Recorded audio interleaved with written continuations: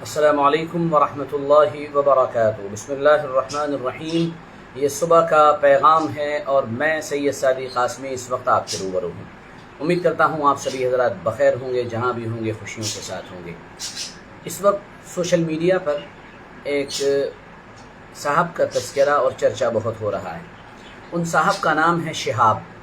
یہ بیسکلی کیرلا کے رہنے والے ہیں اور انہوں نے ابھی کچھ دنوں پہلے ہی یہ اعلان کیا ہے کہ وہ اپنے گھر کیرلا سے پیدل حج کرنے کے لیے مکہ مکرمہ تشریف لے جائیں گے۔ نارملی یہ چیز میں سوشل میڈیا پہ کئی دنوں سے دیکھ رہا تھا، میرا ذہن ادھر نہیں گیا تھا کہ اس سلسلے میں بھی کوئی سوال جواب ہو سکتا ہے، لیکن کل اپنی مجلس میں جب ایک نوجوان نے مجھ سے یہ سوال کیا کہ مولانا صاحب یہ جو پیدل حج کرنے جا رہے ہیں ان کے بارے میں آپ کی کیا رائے ہے، تو میں نے یہ سوچا کہ نوجوانوں کے ذہن میں یہ سوال گردش کر رہا ہے تو اس کا جواب ضرور دینا چاہیے۔ آج کے اپنے اس پیغام میں اسی کا جواب دینے جا رہا ہوں۔ توجہ سے سنیے گا، غور سے سنیے گا اور پھر اس کے بعد کوئی فیصلہ کیجیے گا اور اس کے بعد اپنا پورا کمنٹ دیجیے گا، اور کمنٹ کرنا نہ بھولیے گا، ساتھ میں شیئر کرنا نہ بھولیے گا۔ اس سلسلے میں دو طرح کی رائے پائی جاتی ہیں۔ پہلی رائے تو یہ ہے کہ اس طرح سے حج میں جانا اور پیدل حج کرنے کے لیے گھر سے نکلنا، عازم سفر ہونا، یہ شریعت کے اعتبار سے جائز تو ہے، یعنی اس کی گنجائش تو ہے کہ آدمی جانا چاہے تو جا سکتا ہے، لیکن یہ سنت نہیں ہے۔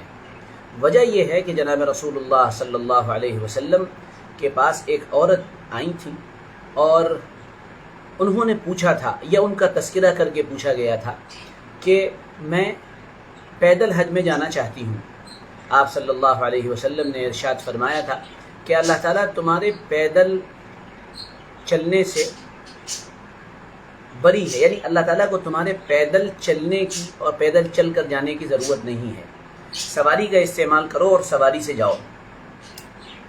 تو اس اعتبار سے یہ کام کرنا سنت تو نہیں ہے، البتہ جائز ہے۔ اگر آدمی دکھاوا نہ کرنا چاہتا ہو، یعنی اس کی نیت دکھاوا کرنے کی نہ ہو، نیت صاف ہو، اخلاص کے ساتھ جانا چاہتا ہو، وہ تو جا سکتا ہے، اس کی گنجائش ہے، لیکن یہ نہیں کہا جا سکتا ہے کہ ایسا کرنا سنت ہے۔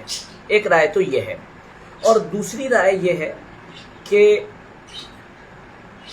یہ آج کل کے موجودہ دور کا ایک ٹرینڈ ہے۔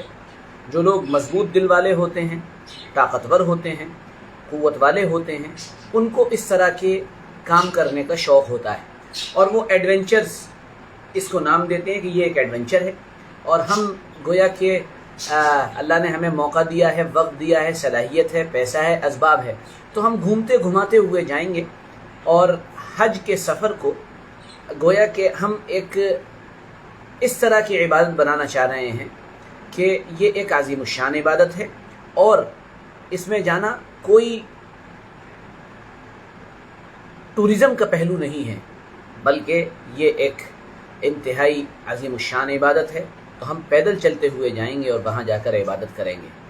تو گویا کہ ہو سکتا ہے ان حضرات کی رائے یہ ہو کہ وہ شہاب صاحب کے اس سفر کے بارے میں یہ رائے رکھتے ہیں کہ ان کا یہ جانا صحیح ہے اور لوگوں کو اس سے پریرنا ملے گی، لوگوں کو اس سے ترغیب ملے گی۔ لیکن ان دونوں رائےوں کے بیچ اگر کوئی مجھ سے پوچھے اور سوال کرے تو میں اس سے یہ کہنا چاہوں گا دو ٹوک الفاظ میں کہ جناب رسول اللہ صلی اللہ علیہ وسلم ہمارے لیے اسوہ اور نمونہ ہیں، اور آپ صلی اللہ علیہ وسلم کی بات اور آپ صلی اللہ علیہ وسلم کے اقوال، اعمال اور افعال اور شریعت کا مزاج اور دین کا مزاج اور دین اور شریعت کا جو ایک نظام ہے، اس میں غالباً اس طرح کی گنجائش نہیں ہے۔ وجہ یہ ہے کہ جیسا کہ میں نے ایک حدیث ابھی کوٹ کی، اور دوسری جو حدیث ہے جو آپ کی خدمت میں پیش کرنا چاہ رہا ہوں وہ یہ ہے کہ جناب رسول اللہ صلی اللہ علیہ وسلم کے سامنے جب دو چیزیں پیش کی جاتی تھی تو آپ اس میں سے آسان کو اختیار فرما لیتے تھے، مشکل کو چھوڑ دیتے تھے۔